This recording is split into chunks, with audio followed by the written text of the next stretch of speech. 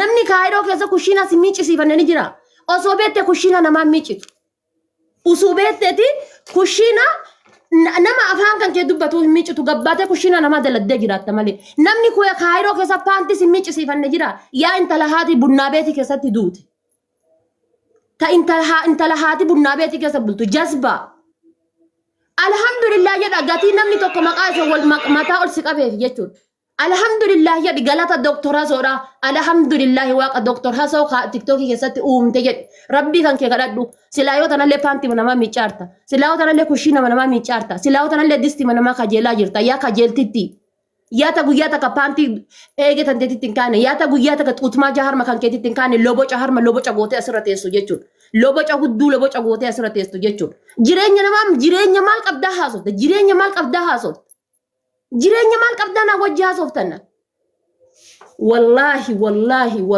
wallahi nan kakadha rabbiin kaayiroo keessatti annaafsi walitti nu haafitu albeesi keessa gaa'ee jaannab gala albeesi keessa gaa'ee jaannab gala afaan amma ati haasofte kuniif afaan amma ati dubbatte kun masawaannata si kan falchiisa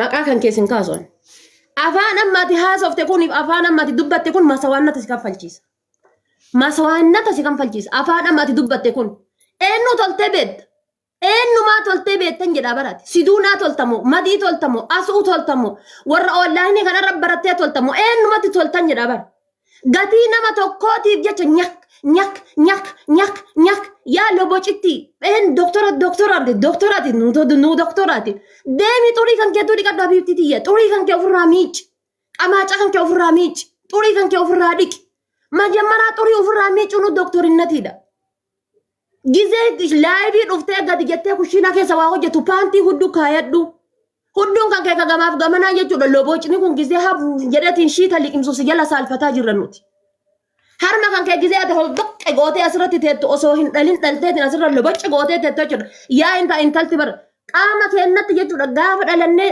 waggaa lolli addunyaa sadaffaa eegalee jira lolli addunyaa sadaffaa ejjechaa hin jiru hiccitiin namaa gaduma gurramaa jira hiccitii warra kaayiroo keessattuu kaffaa haadha faaxee fi faatiyaa gaduma gurramaa jira guyyaadhaan waan haarawa dhageenya isiniin jedha obboloota koyi akkanatti kunoo hiccitii walii wal baasa namni gaafa wal lole gaafa wal bira jiru hiccitii walii wal faarsaa gaafa wal lole immoo hiccitii ofii gadi baasaa jechuudha. Akkasii hordoftoota kookaa kunoo har'allee hiccitii jabduu gadi baaftee jirti haati faaxee ammallee jechuudha. Ashama akkam jirtu hordoftoota kabajamtoota chaanala kootii kan biyya keessaa kan biyya alaa bakka jirta itti nageenyi isiniif haa baay'atu akkam jirtu nagaa keessanii nagaa kooti galata waaqayyo isiniin jedhaa warroonni chaanala kiyya faaraa taatan immoo sabskraabii gochuudhaan maamila keenya ta'ee akkasuma kootaalleedhaa qursii nyaattanii qursii hojjechaa jira jechuudha. Nyaata hojjetan abboo nuti girgirii warra kaayiroo kana dadhabnee jirra nyaata kanatti nyaannamee nuti itti dhisnee jennee nyaata kana hojjetachuu jalqabnee eegalle jechuudha. Innaa akkasitti kunoo nuti nyaata hojjetannaa isin jedha dubbii warra kaayiroo dadhabne dhugaa dubbachuuf warra kaayiroo kana dadhabneerra jechuudha. Innaa akkuma argitanii haati faaxeellee ammas iccituma gadi guuraa oolti gaafa haati faaxee immoo sin dhiisuu du'ee tan bada malee si ajjeesitananii faatiyaa si ajjeesitananii bakka jannata galaa jechaa jirti. Ajaa'iba qabdi ijoolleen kaayiroo kunaa jechuudha. Haati faaxee gootittiidha kaandee gootaa bara haati faaxee kanaa fi nuti haadha faaxee kanaa dhugaa dubbachuuf qimamocha mana madaamii hunduyyoo wajjin dirraa haadha faaxee jechuudha. Maaliif haati faaxee nama tuttu malee nama tuttu jechuudha. Naa ishee yoo tuqan nama tutti malee yookiin nama tuttu taphachuu ishee malee kolfuu ishee malee jechuudha. Innaa gaafa tuqan immoo tuqaan jaalattu kaa ijoolleen arsii jechuudha. Kanaaf irraa goraayii isiniin jedha hin tuqinaa gootitti arsii tana jechuudha. Jalaan tuqinaa nuti ishii qabnaayyuu haadha faaxee qabnaayyuu ishee sanuu feemasii teenyaa jechuudha. Faatiyaan immoo sodaattee xuxxul jennee gootitti ariitee manatti galchite. Ajaa'iba viidiyoo isaan isiniif haffida. Viidiyoo ishee ariitee sallee jechuudha. Dhugaa wanna faatiyaan tuni argee amma afaanumaan malee onneen qabdu dhugaa wanna onnee qabdi.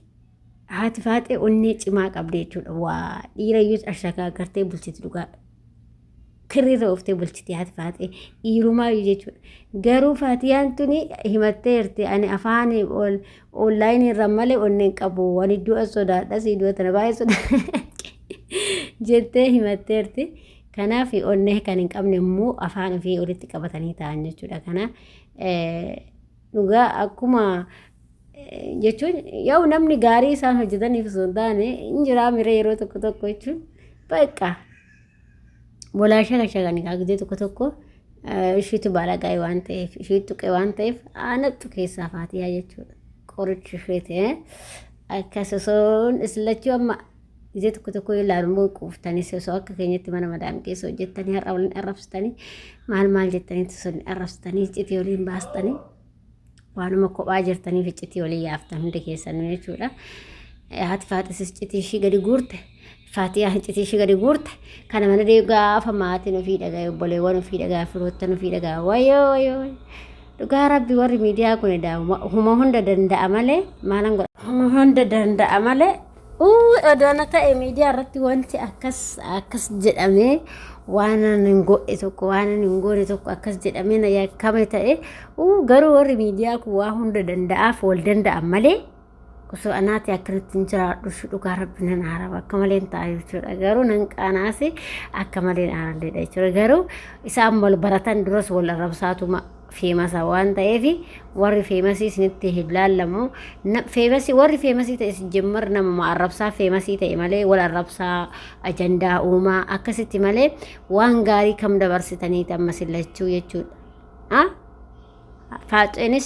Faatiyaan tunis waan gaarii wanti dabarsitanii takkaan agarrean maaliif kaffee maastan nama arrabsuu bakka achirra tachiisa 24 onlaayinii irratti jechaniin nama hamachuu nama arrabsuu nama xiqqeessuu nama guddisuu kaan sheeka qeessi waan akkasii kana walitti qabdanii arrabsuudha malee wanti si feemastanii hin jiru jechuudha. Kanuma dubbiin waan gaarii hojjettanii gorsa gaarii dabarsitanii fakkeenya namaa taatanii yookiin waan guddaa tokko hojjettanii sagalee namaa taataniiti miti dhugaa dubbachuuf jechuudha.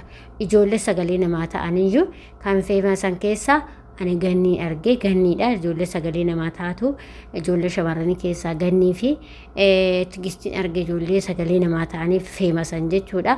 Akkasumas immoo ijoollee baay'eetu jiran malee ijoolleen dakaa guddachaa jirtu ijoollee maqaa isaanii hin beeku malee ijoollee baay'een arga ijoollee sagalee ijoollee qimamochee mana madaamitti rakkataniif sagalee ta'an jechuudha. Kana isin sillachuu jechuudha waan gaarii hin hojjenne isin jajuu osoo hin taane waan dhugaasitti immoo wayyaa isin lachuyyuu arrabumaa feemastan malee waan gaarii hojjettanii yookiin immoo beekomtiin keessan arrabumaan ta'ee jechuudha.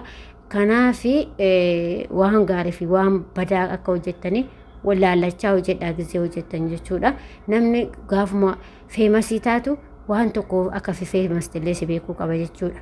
Amma ganniin tuni dhugaa dubbachuu fi sirriitti sagalee ijoollee keenyaa ta'aa turte waan ta'eef isaa feemas ta'e dhugaa dubbachuu fi akkasuma tigisti tapha isheetii fi ijoollee keenyaa sagalee ta'aa turte jechuudha. Ijoollee dhiiraa keessaa himati ijoollee shamarranii keessaa hinna kanaaf isinillee waan akkasii hojjedhaa malee wal xiqqeessuu akkas taatee paantii akkas waa'ee paantii bira maaltu sin geechi waa'ee ormaa jaarmaa bira maaltu sin geechi kaawwachuu baattee dhimma isheeti sun saadha Faaxeen ilaallatu jechuudha. Maal akka barbaade yoo taateyyuu namni nama wanta namaa namni galchuu hin jiru jechuudha. Akkasiin jedha hordoftoota kiyya hedduu takka nama ajaa'iba wanti namni gizee wal lole waliin jedhu jechuudha waan ajaa'ibaa waliin jedha. Nagaa ta'a warra chaanal kiyyaa faaraa taatan immoo sabskraayibii gochuun maamila keenya ta'a baay'ee salaama.